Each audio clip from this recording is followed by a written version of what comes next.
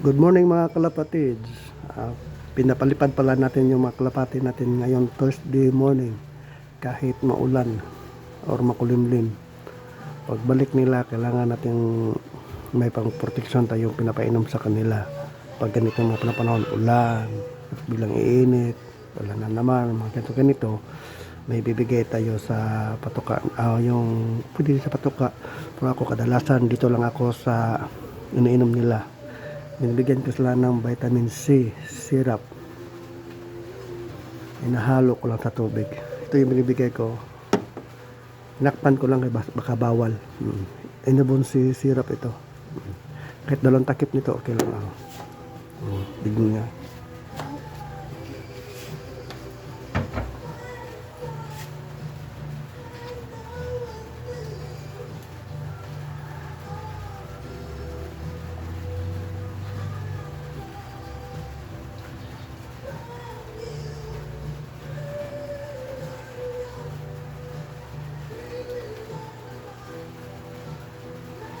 Ganyan lang, dalawang takip lang nito, okay na.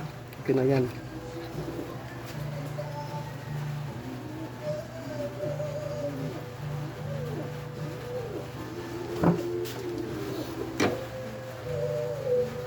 Ganyan lang ginagawa ko pag pinapaluplay ko ng ganitong mga panahon.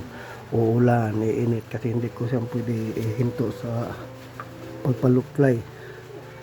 Kasi malapit na yung karera namin dito sa Cebu City. Kaya kailangan ko na silang palakasin. Yung makita natin parang mahihina. Huwag natin tuloyan eh. Ito na yung kulay niya. May enerbon si syrup na ito.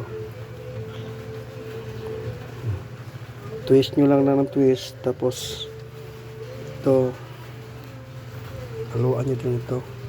Ganun lang. Mix lang ba? Mix. Ganyan lang. Ganyan lang. Pati breeder pala binibigyan ko nito.